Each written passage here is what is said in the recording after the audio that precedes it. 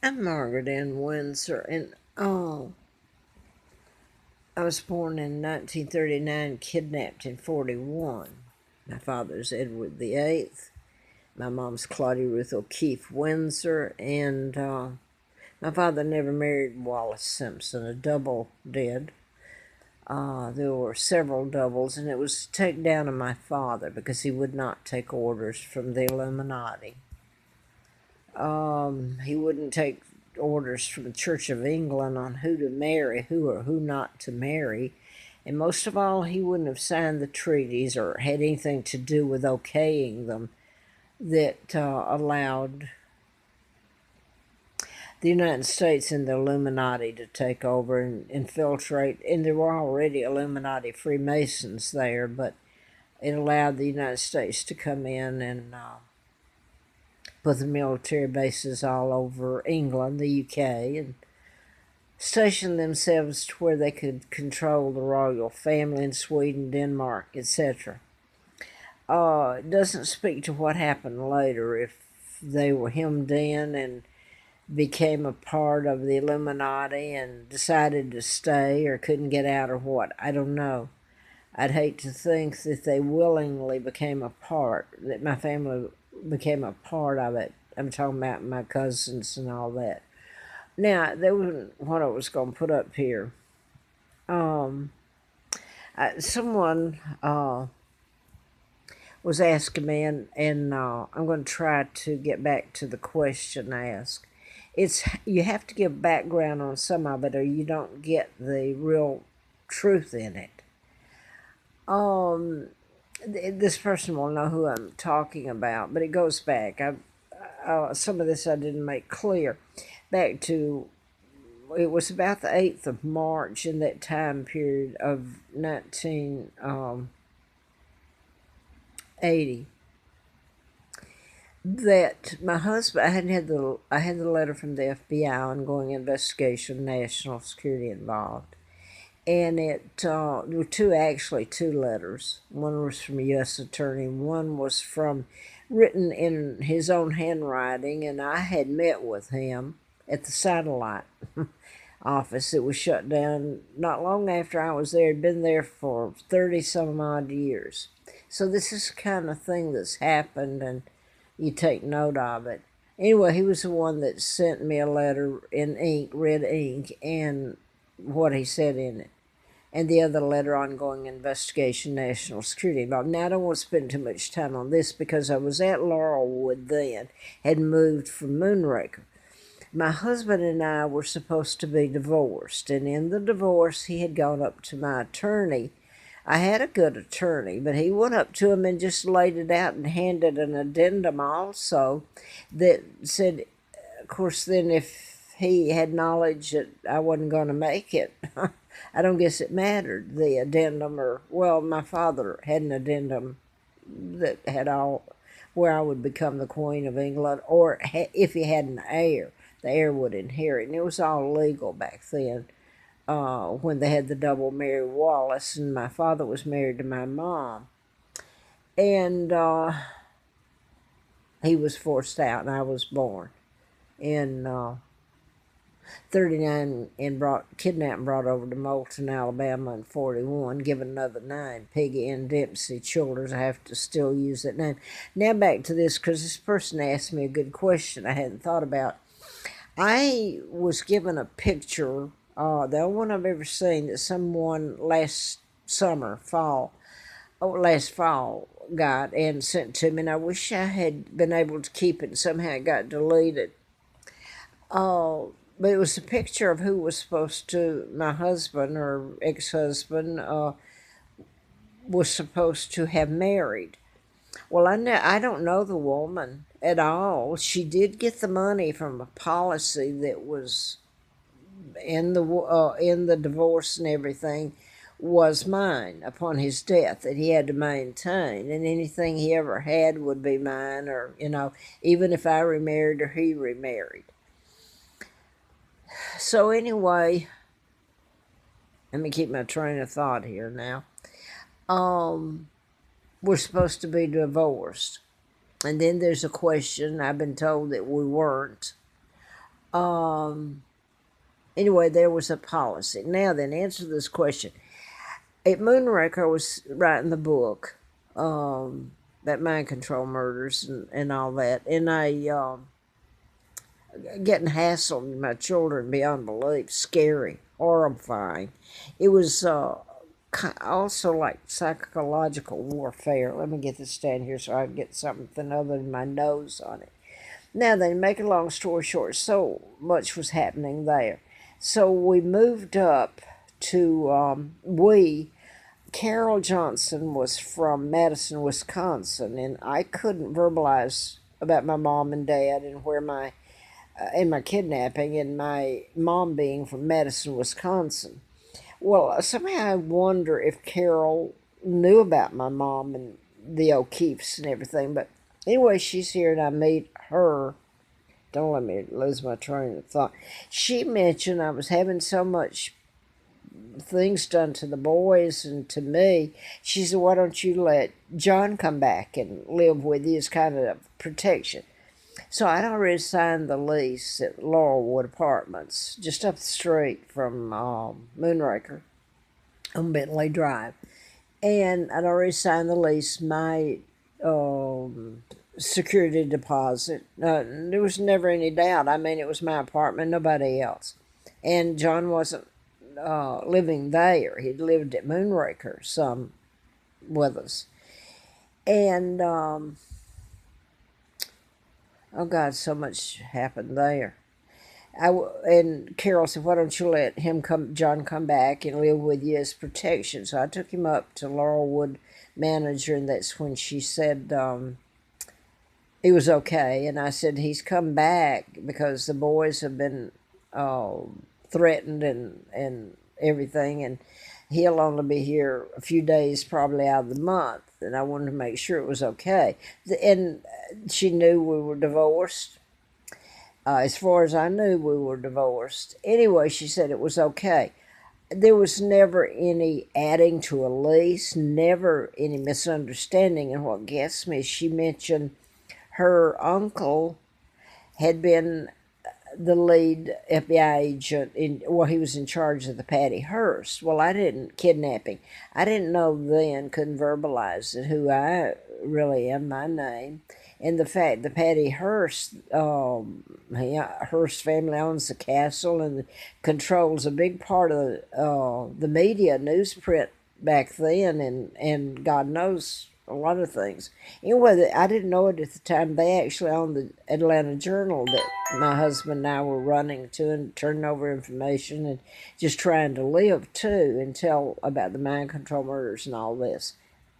Okay, now then, there's never any misunderstanding. Now I'm going to fast forward to my husband or ex-husband said, "Why don't you get the apartment up the street about 2, 3, it's same complex, it's just different building."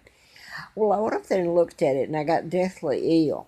I didn't know about being having autoimmune disorder and toxic fumes just make me my immune system attack itself, and I get really, really sick. But I have to be in a close quarter. But I went back and told him no. I didn't even know why he wanted to move up there, me to move up there. So anyway, I'm going to go on to now then March of 79. This is 79, so this is March of 80, just before I was almost killed, April Fool Day of 80. So so much is happening. The sugar put in my son's the lifter in his car, and there's all kinds of things that I won't get into, that they were going after both of them. And so I thought, well, if I can get out of town, change my name. I didn't know it had already been changed. So John called his sister Laura. Laura Childers Klein. They lived in Albuquerque. Not Albuquerque, in Abilene, Texas. She said it was okay, and I double-checked before I left to go out there. She said it was okay if I came out there and stayed a couple of weeks, and she'd help me in trying to find a job. If I did, I could uh, stay with them for a few weeks and bring my sons out there, which are supposed to be her nephews. So now then, I checked with her before I left in March and went out with very little money. And never, okay, then I get to Mesquite outside Dallas. Spend the night there because I was just so tired driving and everything. And spent the night there at the Days Inn. I woke up and called her and said, I'm on my way. And she said, well, you're no longer welcome. You'll just have to turn around and go back. And it was a shocker, so I did. I turned around and went back. When I got back, the problem being was during that few days, the apartment complex that had the same manager and everything said to me, well, didn't say anything to me. John had my apartment. She'd let him move my furniture, sign a new lease with my security deposit, everything illegal, and move into that apartment that he had tried to get me to move in earlier. And I'd said no because it made me sick. So now that I get back, I have no apartment. My furniture's been moved in there. I have no key. By the way, they didn't give me a key. They just flat told me, well, it's in his name now. And you couldn't tell them it was illegal because I knew it anyway. It was all planned. Now, this young man had just asked the person I was talking to, and he asked me, was John married at the time he moved back in there and signed the lease? You know, it made me think, was he married to this woman? I don't know. I hadn't thought about that. As far as I know, he wasn't. But anyway, his sister had gotten me out of town so he could do this. And you got the doctors in on this about the book and etc. because it was pretty potent stuff in it. So now then, I start feeling sicker while I'm there in that apartment and no key. And one of my sons warned me. He really did. He thought John was doing something and he tried to tell me. Oh, but I was in such a state then, I'd been worked over. So anyway, April Fool Day of 80, 2 days prior, I believe it was, I went to stay with Lois Pearson. I had been to computer school out at Lockheed Marietta for 9 months with her. And I don't know that I liked her, I didn't dislike her, but anyway, I thought I'd go there and spend a couple of nights. Well, that's where I had the stuff put in me that should have killed me. And by the way, the cops here actually knew out in Fincastle, knew what had been done to me. But I ended up the next morning waking up and I thought I knew I had to get somewhere and see that I was going to die. I was in hell. And Lina Dempsey, mother of the twins, happened to be from Huntsville to Atlanta. She knew it was going to happen. So anyway, she takes me. I don't know how she knew I was there, or if well, I guess John did, so she could. Anyway, it was all planned. So she took me. I got her to take me to the emergency room. There on Far Road, Governor's Mansion's down from it, in 41. What is that, Far Road? Anyway, go for a tox screen, and it was never done. The doctor at the emergency room was Doctor, I can't remember his name, but he was very popular over all the medical, etc. in Georgia. Really hotshot doctor. Turns out that he signed my death warrant, really, is what he did. And then later, after I survived it, I was told that he wasn't even on the staff or supposed to be there. Dr. Beecham's still in practice there. He was very much on their staff and knew everything he was doing to me. Anyway, a bridge lady, RN, actually saved my life while I was there. So I had no money for a phone. I tried to reach John. He was out of town and couldn't reach him. Well, I didn't have a way to call. And my best friend happened to be there she'd moved to Florida, and best friend, I called her. I did get her on the phone, got a dime, I think it was, for the phone. and was able to make the call out, and I've left out. I mean, this was horror. When you tie yourself with a sheet to keep from screaming, because if you scream, they're going to really sock it to you. I was told if I tried to leave, male intern would tie me down, and you should have. See, I worked for doctors also. That's what I did. And they meant it. So anyway, John comes back, and he from California of all places. I don't know that he was ever out there. I knew of. Comes back, and I'm gonna skip because it gets into the stuff that was illegal done there and everything. I thought he was taking me back to my apartment. It didn't sit well that he had moved it, but I'm boxed in at this time. Sister helped get me out of town so this could happen. And make a long story short, on Easter, Lina Dempsey had come. They shoved me in the car rather than letting me go home to what used to be my apartment. I was shoved in the car with Lina Dempsey, who was over there again. I don't know where she stayed. But when I got back to Huntsville, about 9 o'clock at night, it was night, I was going to run, and she said, I didn't even have any money because I was afraid of her. The woman's a psychopath, killed her twins. Anyway, where am I going with this? This person asked me, was John married to this woman then? I don't know, because it comes into, she got the insurance policy that was due me in the divorce. And it had nothing to do with remarrying, because that was stated in the divorce. Even if I remarried or he, well, I don't know about him remarrying. I don't remember that. What was said about it, it wouldn't have changed my part of it. She got it, and she still has it. It's supposed to be $100,000 policy. Anyway, it was to be maintained. Anyway, she got it, and she knew. By the way, I'll go ahead and say this. One of the agencies downtown, federal agencies, told me back when I was signing for to get Social Security that she had my divorce papers, so she knew that I, that that it was the policy belonged to me. She committed a crime then. She's never given it back or reached out to me in any way. In fact, she signed papers to try to have me killed.